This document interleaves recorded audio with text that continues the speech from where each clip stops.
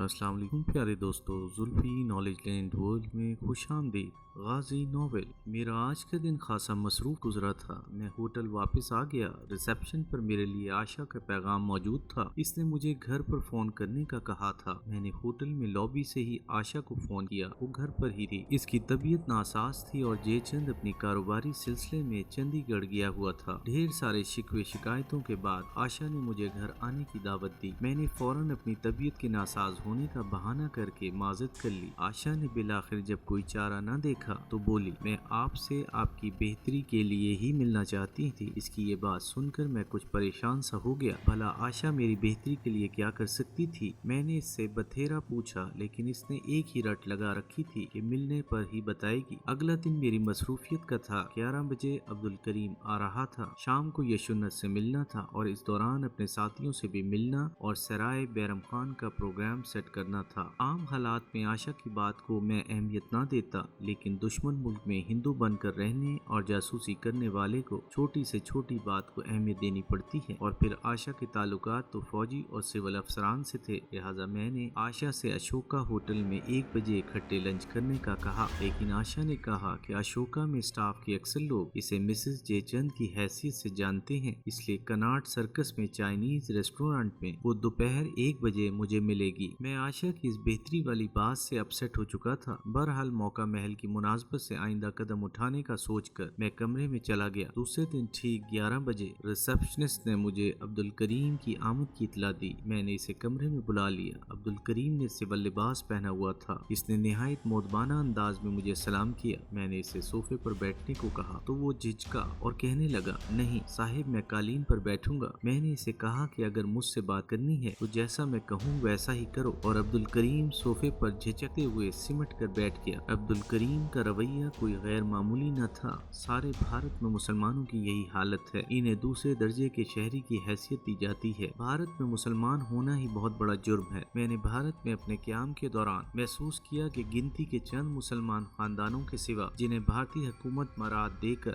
Decoration پیس کے طور پر عالمی رائے کو اپنے سیکولر نظام کا جھوٹا پروپیگنڈا کرنے کے لیے استعمال کرتی ہے، عام مسلمانوں کی حالت ناگفتہ بے ہے۔ مسلمانوں کو بھارت میں ملازمتیں نہیں ملتی۔ اگر کوئی مسلمان معمولی دکان سے بھی کاروبار شروع کرے تو ارد گرد کے ہندو دکاندار اپنی اشیاء فروخت کی قیمتوں میں کمی کر کے اس مسلمان کی دکان بند کروا دیتے ہیں۔ یہاں میں ایک واقعہ مختصراً بیان کرنا چاہتا ہوں جس کا میرے مشن سے کوئی تعلق نہیں، لیکن یہ بھارتی مسلمانوں کی حالت زار کا عکاس ہے۔ الہ آباد کے جنگی قیدیوں کے کیمپ نمبر 2 میں بھارت کے کاروباری اور سیاسی مراعات یافتہ سربراہ کو تقریر کرنے یا برین واش کرنے کے لیے لایا گیا۔ اس نے پاکستانی فوجیوں سے خطاب کرتے ہوئے کہا کہ آپ خواہ مخواہ بھارت سے جنگ کر کے اپنی جانیں ضائع کرتے ہیں۔ بھارت ہو یا کشمیر، بھارتی مسلمان اور ہندوؤں سے یکساں سلوک کیا جاتا ہے، اور یہی وجہ ہے کہ بھارتی لوک سبھا نیشنل اسمبلی میں بھارتی مسلمان جو اقلیت میں ہیں، ان کے لیے کوئی علیحدہ کوٹا مقرر نہیں، جبکہ پاکستان میں ایسا نہیں ہے۔ یہاں مسلم اور غیر مسلم میں کوئی فرق نہیں، سب سے برابر کا سلوک کیا جاتا ہے۔ اس کا سب سے بڑا ثبوت میں خود ہوں۔ میں مسلمان ہوں، میں صنعت کار بھی ہوں اور سیاست میں بھی ہوں۔ اگر بھارت میں مسلمانوں کے ساتھ یکساں سلوک نہ کیا جاتا،